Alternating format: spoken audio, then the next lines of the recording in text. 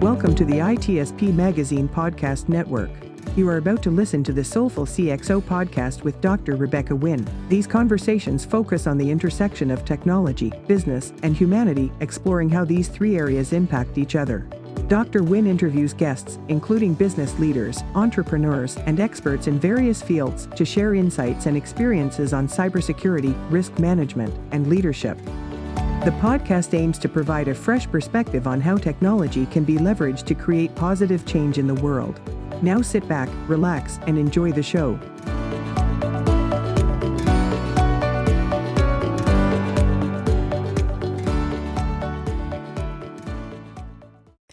Welcome to the Soulful CXO. I'm your host, Dr. Rebecca Wynn. We are pleased to have with us today Sarah Armstrong-Smith. Sarah is the Chief Security Advisor for Microsoft, working with strategic and major customers across Europe to help them enhance their security strategies and capabilities. Prior roles included being the Group Head of Business Resilience and Crisis Management at the London Stock Exchange Group, the Head of Continuity and Resilience, Enterprise and Cybersecurity at Fujitsu, and leadership roles at EY and AXA. She has been on the front line of many major incidents, including IT failures, data breaches, and fraud. She is a fellow of the British Computer Society, recognized as one of the most influential, inspiring women in technology, a highly sought-after speaker, writes numerous articles, and has written 2 books, Effective Crisis Management, a robust A through Z guide for demonstrating resilience by utilizing best practices, case studies, and experiences, and her latest book, Understanding the Cyber Attack Mindset, Build a Strategic Security Program to Counteract Threats. Sarah, it's great seeing you again. Welcome to the show. Thank you, Rebecca, for inviting me. You have a vast background.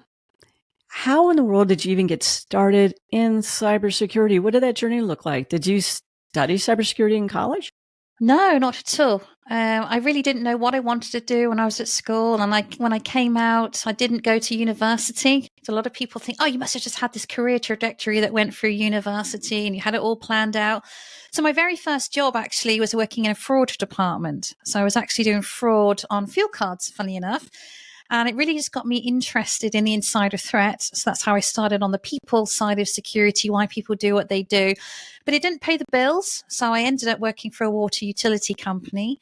And it just so happened to be the late 90s. And I was invited to work on this new IT program. And that just happened to be the Millennium Bug. And my role in that job was looking at what tests had to be done on the stroke of midnight. So all the recoding and designing of IT systems. And I kept asking, what if? Yes, but what if the call center doesn't work? What if you can't get people into the office? What if the IT systems fail and it's a water utility? So what if we can't get water to people? And I kept just saying, what if, what if, what if? And I didn't realize at the time that was business continuity. It just felt like common sense. When someone said, this is a subject, this is it. This is my career. This is where, and that's kind of where I say I start my career. So even though I'd had a few roles beforehand, this is my kind of line in the sand, if you like. And so my role became about how do I protect the call center? How do I keep it running? Thinking about all the networks, all the services. And the funny thing was, on the stroke of midnight, nothing happened. It's like, was that a waste of money? Was that good planning? And I went on to look at putting plans in place for engineering and laboratories, but I was always drawn back to the IT. I was always interested in that. So in 2001, I joined AXA, financial services company, and my role pivoted from business continuity into disaster recovery. And within a few months of me joining, 9/11 happened. So that was all change again. We'd gone from backup tapes to data replication and just started speeding up. And I was headhunted in 2005 into EY. My very, very first day on the job, believe it or not, was the 7/7 London bombings. And so I'd kind of then pivoted from business continuity, disaster recovery into crisis management. And all of a sudden, exec level exercises and all of these things that happened. And in 2007, I joined Fujitsu. And that was my kind of entry point into cybersecurity in essence. And so Fujitsu, they are our largest service integrator, lots of hosting contracts. And sometimes companies would outsource their entire IT. My role was to really think about, what are we here to protect? So bringing in all of that business continuity, disaster recovery, crisis management, and bringing it into the cybersecurity world. So I always describe myself as working on the business side of cyber for that very purpose. It's really understanding the people, understanding the crown jewels, and understanding all of that together. And I was at Fujitsu for 12 years, and that kind of multiple incidents, multiple failures, multiple cyber attacks. And then I actually joined Microsoft in 2020. And true to form, were these major incidents that keep following me around everywhere. As I joined Microsoft, we were just going into lockdown with the global pandemic. So I spent the first 18 months of my career working online on Teams. But that was so interesting. I work across multiple sectors and multiple countries across Europe. So I was kind of working side by side with them when they're pivoting to hybrid working, mass acceleration to the cloud. And all the way through, the attackers were absolutely relentless. We've kind of come out the other side of the pandemic. We then had the Russian invasion of Ukraine. We've seen huge, large-scale cyber attacks. And it's just really kind of pivoted from there. So as I sort of say, I started over 20 years ago, and it's just been this continuous journey, if you like. It's interesting when we talk about instant response, disaster recovery, and business continuity, and in companies, they always want to treat them separately. But I think they all tie in together. And it sounds like you think that way too, or know that way too. How do you recommend companies to take a look at that? 'Cause without business continuity, there is no true enterprise risk management, and there's no true, I would say, long-term recovery from incidents and disaster recovery. How should they be viewing that more holistically to get out of them quicker and actually be able to save your company in a lot of instances? Well, I think the really key thing is that people seem surprised when we have major incidents. So I remember to 9/11. And people talk about black swan events. So these events are so big, of such magnitude, they could never have been predicted. No, I don't believe that. I don't believe in black swan events whatsoever. And actually, one of the things that even when I was a kid, I started reading public inquiry reports. And the first one I got interested in was when I was 12 years old. And it was the public inquiry as a result of Piper Alpha. It's very similar to Deepwater Horizon, big oil rig in the North Sea that exploded, killed people. And the public inquiry report really was very interesting to me that, these are major incidents don't just happen from nowhere. There's always a story. There's always a trajectory, warning signs, reports that have gone wrong. It's all kind of hinges on the culture of the organization. And it kind of just really dawned on me with regards to the fact that how bad does it have to get before we take proactive action?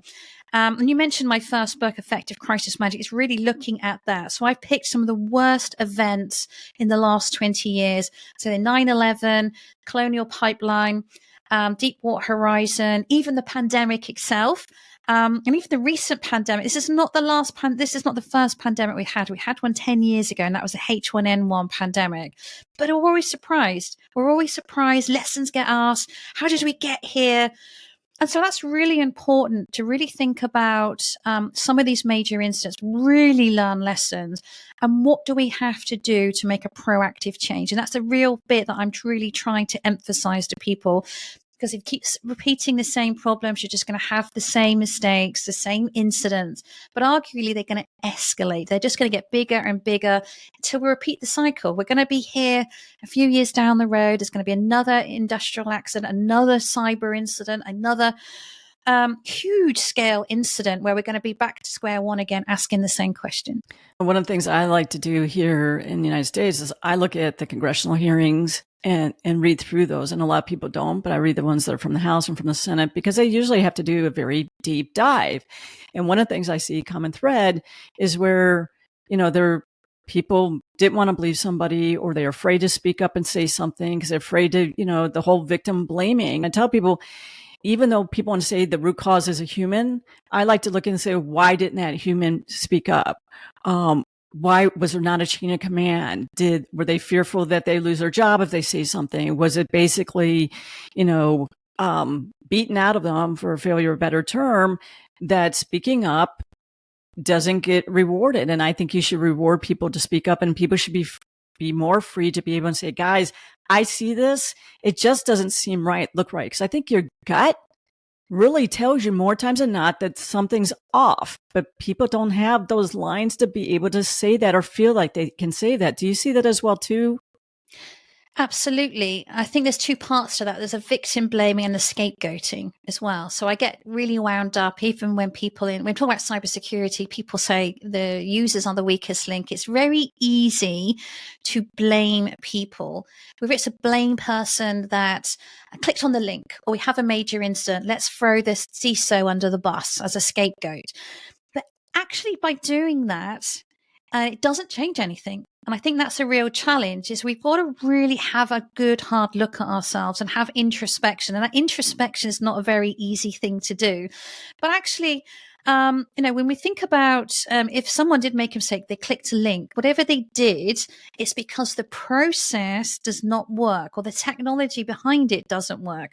So in this day and age, we have to assume compromise. We have to assume failure. We have to assume with the best will in the world, all the training and all of the things, people are going to make mistakes. People are going to do it. Some people just don't care, so expecting them to care really then comes down to how well or not your organizational culture is. And I think a really great example is you just alluded to, Rebecca, is the fact that what happens if something doesn't feel right? Someone's applying pressure. I've noticed something that's wrong. I've done an audit and there's all these reds and ambers, but it's a repeat of the same one I did 6 months ago, a year ago. What is your attitude when people give you that information? So do you welcome it with open arms and say, oh, thank you, this is a real opportunity to learn, real opportunity to make change? Or you just kind of go, oh, well, we'll just put it under the carpet and with everything else and hope no one notices? Because people start to see that pattern. And then why would I hold my hand up? Why am I going to put my head above the parapet only to be shot down or only to be ignored? And the problem then is not only the fact that these things scale into a major incident, but also you're more likely to have a whistleblower. And it gets to a point where I'm so fed up. I keep saying the same thing. I keep getting ignored. I know these problems are out there and I don't feel like anyone's listening to me. So who am I going to tell? Now, we've seen really good examples of this historically, particularly in the military and various different things. And it's incredibly dangerous when they take to social media, a journalist, even a regulator. And I think this is the problem. And it really does stem from, as I say, the culture of the organization, the culture as it stands today. But what are we going to do about it? What's the culture we want ultimately? Yeah, I always find that interesting too. And a lot of times those who do speak up, to be honest, are the first ones that are on the layoff list. And I tell you, those are the people that you need to keep. Those are the people who, to me, you always have to look at their attitude, but most of their attitudes, they really want to be on the greater good of the company. And those are the type of people who you want to see, right? They're really the true analysts, right? When they go ahead and see things along those lines. I know I was at a company doing a stint on consulting with them for 6 months as a VCISO as they tried to determine what they really wanted to do with their company. And basically almost my first day, they were doing that annual tabletop exercise, which I'm totally against doing the annual, check the box tabletop. But all of us, they didn't have any playbooks. They just went ahead and selected a bunch of people who basically had titles to be as their incident response team. And then all of a sudden they came up with this, like, we got ransomware attack, we have this, we do that, and all that kind of stuff. And then like, okay, Rebecca, you're the CISO. Now you lead the incident response team. And I'm like, okay, well, who here is in charge of networking? Okay, what's happening on the network and stuff like that. Then they got mad at me. And I'm like, your people in the room don't even have a playbook. You're not recording this. They don't know who controls the architecture. What does the architecture look like? Is that even right? Where should we go for it? I go, my whole thing is that first thing you might have to do is unplug, but I need to know who can pull the plug, right? So how do you suggest that people actually go about when you're creating an incident response team, that you recreate the team responsibly so that you can set them up for success? I think the main thing to think about, I think some people have a plan and they're so rigid to that plan. It starts at A and goes through to Z. And when it goes off piste, they don't know what to do. They're so stuck because they're in this rigid plan and it must work to this plan. And I think that's one of the dangers, is having a really regimented thing that doesn't really help anybody. So it has to be a guideline first and foremost. It has to kind of be the real important thing. So the first thing I would say is you have to have people impact above everything first. And I've looked at so many business continuity, crisis management, incident response plan, where the impact to people is like halfway down. You look at the technical impact, the operational impact, financial impact. Now, inadvertently, that says we value profit over people. Now, people, and if I say that to someone, it's like, oh, absolutely no way. There's no way that we put profit above people. But when you put financial impact above people, it really does change the mindset. So first and foremost, doesn't matter what incident, it's a cyber attack, fire, flood, the power's gone out, whatever the case may be. I need to know what the people impact, whether that's our employees, whether that's our customers, our partners, whoever the case may be. So that's really important to have that mindset first and foremost. The second thing is to really understand the critical actions that must happen. And what I say to people, every action has a chain reaction. And there's a big difference between no action and inaction. Inaction is doing nothing, and no action is a deliberate choice to do nothing. So whatever that is, whatever that action is that needs to happen, do you have the right information available to make that decision? If you don't, how are you going to get it? Because ultimately, you can only make a decision based on what you know at the time. Now, it may be that in hindsight, when you look back and you do a post-incident review, that was absolutely the worst decision you could have made. But again, there's a lot of lessons to be learned there about who has the information. Are they aware of the information? So I'll give you a good example of ransomware attack. One of the key considerations, we're not going to pay. We've got backup tapes. We're going to go to backup tapes. So just saying we're going to go to backup tapes is only part of the equation. So I need to know, what backups have I got? What does it cover? When was the last time it was tested? Is it successful? Does it enable me to do a full rebuild? Because a lot of backup tapes will just be the odd file or the odd system. Can I recover end to end? Are those backups protected? Are they part of the ransom? And so all of these what if, a lot of these questions, I don't want to be figuring those questions out when I have a ransomware attack. The threat actor is all over me, the media's on me, the regulators on me, I've got angry customers. So I need to have done my due diligence in advance. I need to kind of preempt what you're going to need to know, who needs to know, and who is making the decision ultimately. So is this a hierarchical decision? Does it have to go all the way up to the top? Someone makes a decision, it goes all the way back down again. Are we making it by committee? And therefore, who needs to kind of be involved in that? Now, as you said as well, if I take someone out of the equation, they're on holiday, they're on leave, they're sick, who's empowered to make that subsequent decision, and do they understand that? So when we think about those decisions, we're not just thinking about the first decision. We need to know what the knock-on effect is. So if we're going about to cause a chain reaction, not only do I need to know the second action, I also need to know the third and fourth. And that's really important. And there may be some things that cannot start until this other thing has finished. And inadvertently, what we're doing through there, if I understand this, I've done my due diligence, I need to understand the critical path. And that's really key in decision making. So when I'm thinking about, we're on the clock, if I'm going to justify shutting the entirety of internet banking down, for example, the minute I pull the plug, everyone's going to know about it. I'm going to have social media. I'm going to have people who are angry. The regulator's going to know. It's going to be picked up by the media. So I then have to have all of my ducks in a row with, am I prepared? Have I got all of that into play? Because once you've made the decision, it's very hard to take it back. You've started on this trajectory, you've started on this plan.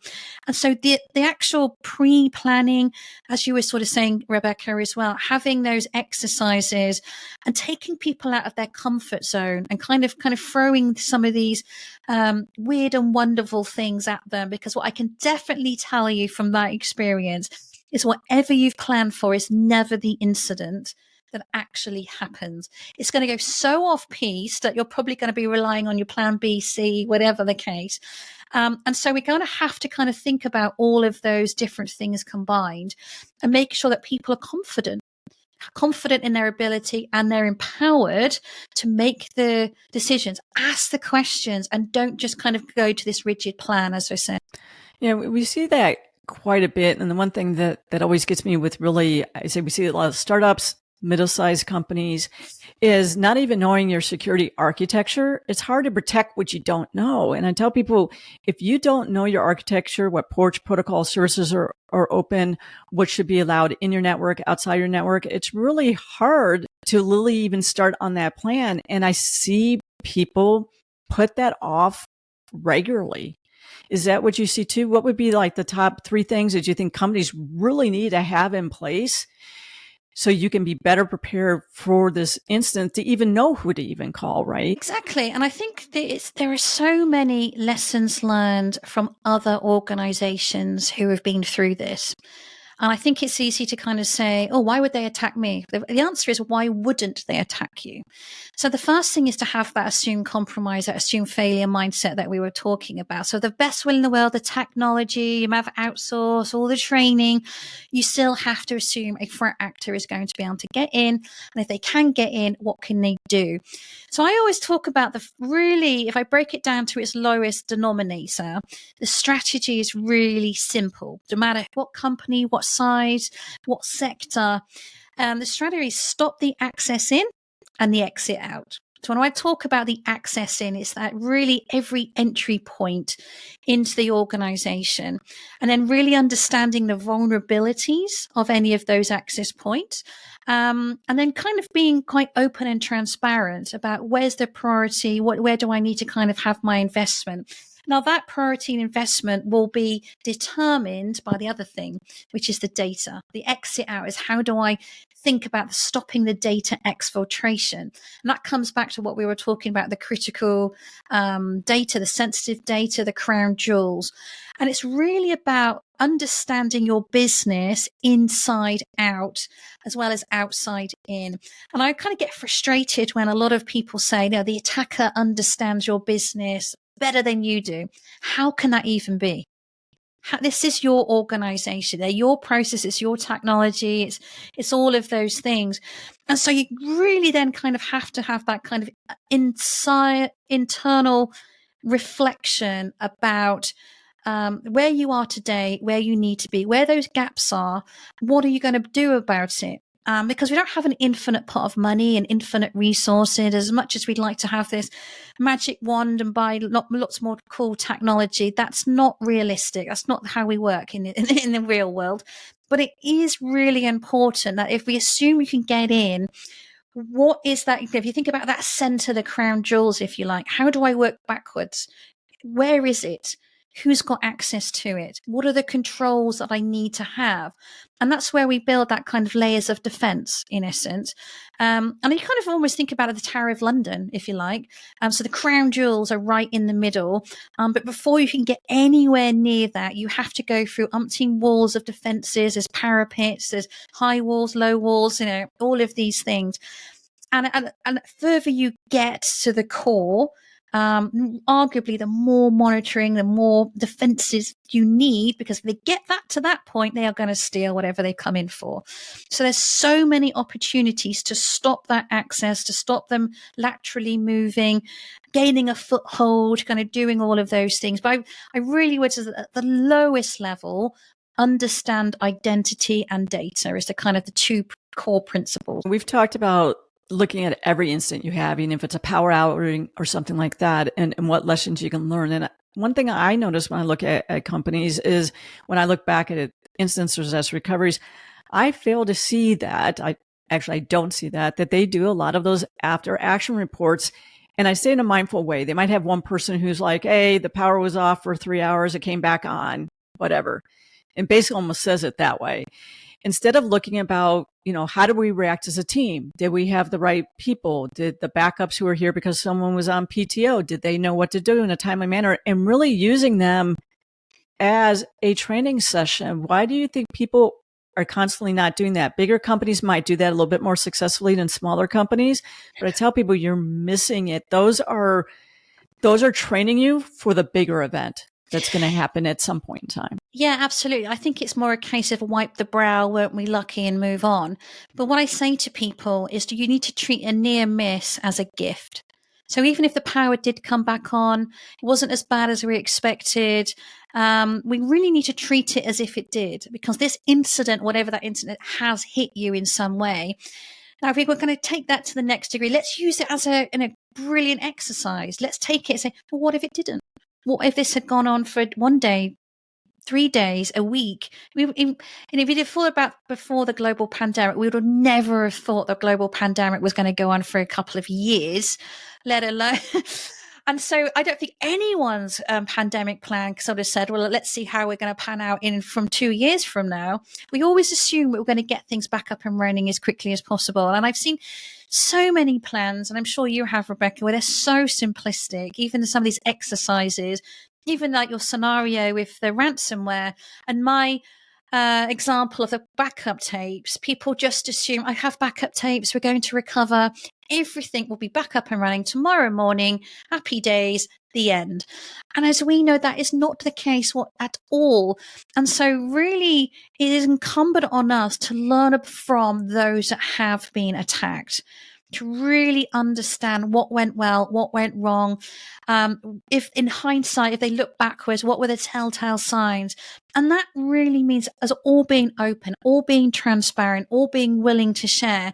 So when we do have these things, rather than going, I hope nobody noticed, weren't we lucky few, and say, put it under the table, put it under the carpet with the rest, actually say, do you know what, we had a near miss, guys?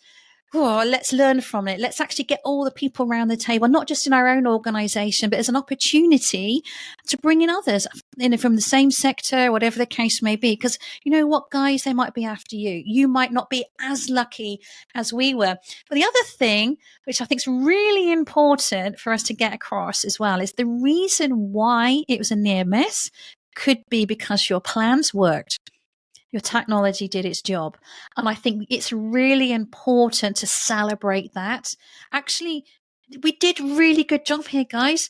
Really, really good. And we need to celebrate that. So I think we need to look at it from both perspectives. What do we learn from a near miss, but actually take the victory as well if things are working as it should be? Yeah, I agree with you. I think, it's interesting. One of the things I think that I come across, I do know that I come across way too often is that we do a lot of things in the cloud.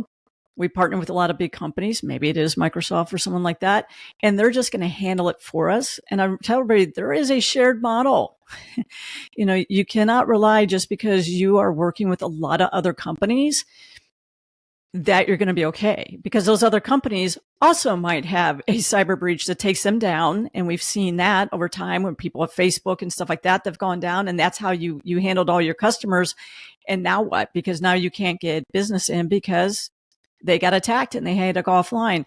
How should people handle that more mindfully as people are less so running their own data centers and having other people manage them, but have the attitude that, you know what, someone else is going to handle it? I think that's way dangerous today as well. Well, I think the beauty, as you said, Rebecca, of the cloud is it is that shared responsibility model. So you're moving away from being responsible from all infrastructure, all architecture, keeping it up to date.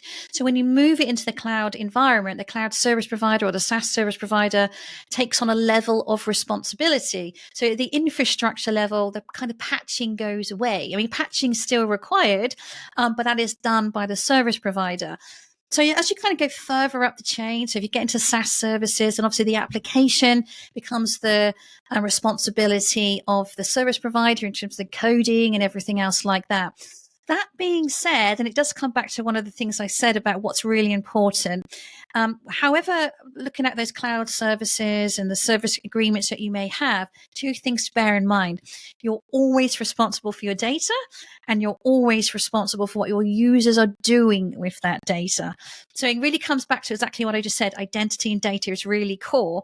Now, the cloud service provider, the application service provider will no doubt have a number of inbuilt controls that you can take advantage of. but it's really incumbent on you to understand how they should be set, how high, how low. And when something goes wrong, as you sort of said, so if you're getting an alert or something's not working right, something looks a bit strange, again, you still have to be accountable for what your business is going to do about that. So yes, you've got huge opportunities to take advantage of tech and emerging things that are coming out, AI, these cool new models and everything else. But you still cannot transfer that risk over. You're still accountable ultimately for your people and your data. And having the right process around that. So there's things you can take advantage of, but I think that's really core to the conversation we're having today. Well, unfortunately, our time has totally run short. I want to thank everybody for joining us today. Please go ahead and make sure you like, subscribe, and share this, and give us your comments and tell me who else you might like to have on the show. Also, please subscribe to the Soulful CXO Insights newsletter that is out on LinkedIn. Read through the description of the show where you can have Sarah's contact information. You also have links to her books as well. Sarah, thank you so much for coming on the show. You're an inspiration, and I love having strong, great women here in technology. And thank you for being a role model for all of us women. That's been an absolute pleasure. Thank you, Rebecca.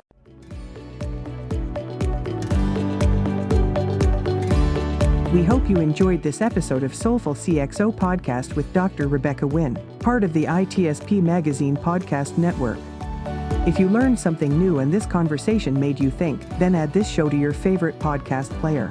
Subscribe to the ITSP Magazine YouTube channel and share the ITSP Magazine Podcast Network with your friends, family, and colleagues. If you represent a company and wish to connect your brand to our conversations and our audience, visit itspmagazine.com to learn how to sponsor one or more of our shows. We hope you will come back for more stories and follow us on our journey.